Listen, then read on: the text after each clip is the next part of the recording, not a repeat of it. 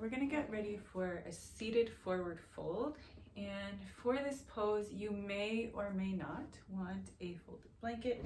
If you're tight in the backs of your legs, this is gonna help. You may also wanna get a rolled towel or second blanket to put under your knees. But let me show you first with just sitting on this blanket. So you're gonna sit up with your legs out straight, feet flexed, pressing the legs down. Again, if this is impossible, if you are feeling too much tension and your knees are coming up, just put a little something under there.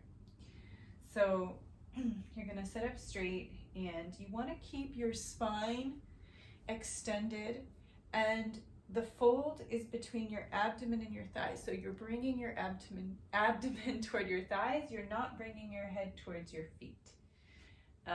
Because if you think about bringing your head towards your feet, you might start bending your neck, and we don't want to do that. So before you begin, you're going to bring your arms up and just take a couple of breaths, lengthening the spine as much as you can. Keep pressing into the backs of the legs. And then we'll take the hands down to the thighs and begin the fold. So you're bringing your abdomen toward your thighs, keeping your shoulders back, chest open, chin off the chest. And if you can't bring your abdomen to your thighs yet, that's okay. You just do the best you can. And then as you start folding down, if you're completely sandwiching your abdomen against your thighs, then the head can come down as well. But first you would want to get to that. So let's say you're only able to come to about here. Then you would just hold and you would inhale and you would lengthen your legs, push out through your heels, lift the crown of your head.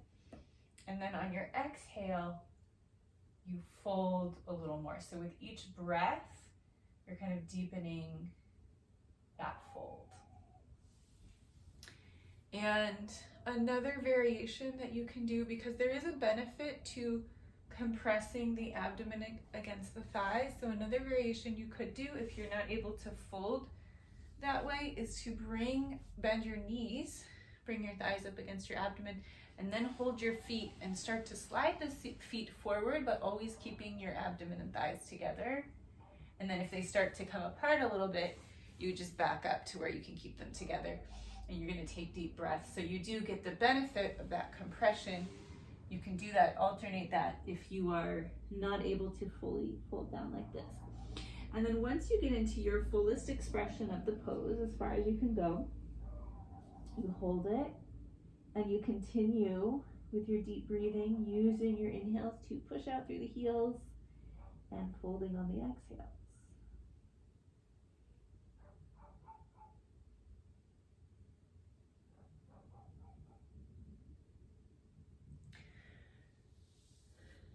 You hold that for about 10 breaths and then sit up. And this one traditionally can be done 2 or 3 times, because each time you're probably going to stretch a little bit more.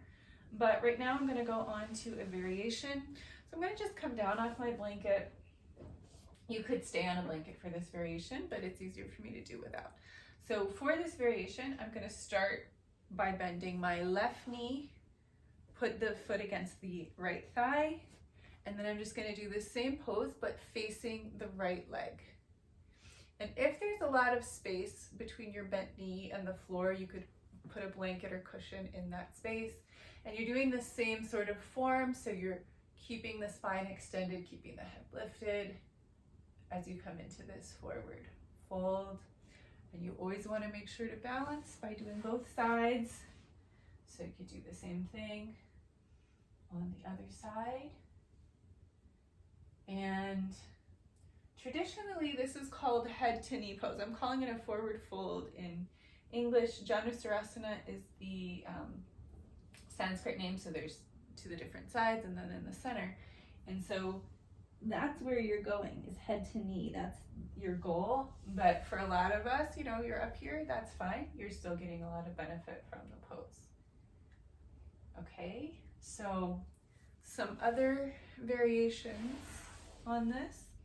One would be to take your bent knee or your bent leg back and you're doing a forward fold, so you're stretching this opposite thigh at the same time. It's just a little bit of a different stretch. And this pose has so many benefits besides, you know, obviously it's stretching the whole back of the body, the legs, the lower back, the upper back. You know, when you're doing it correctly, it's really stretching the whole back of the body.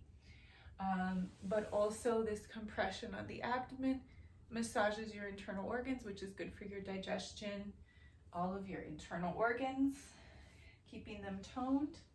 Another variation is to, I haven't done this one in a while, so we'll see what happens, but to take your foot, so with your bent knee, you're going to take the foot up and put it in the crease of your hips, where your hip and thigh come together.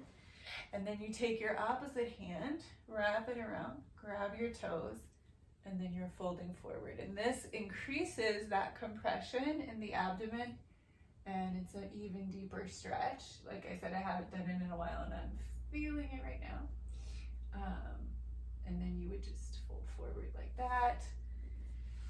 And same thing on the other side. So whatever you do on one side, make sure that you do the same thing on the other, including how long you hold the pose for. So this is actually, when we're going to the sides, it's a different pose than the middle one, but when we are doing this classical yoga series, I kind of lump them together. They're done together, and sometimes we do one, sometimes we do both. So that's it for the forward fold.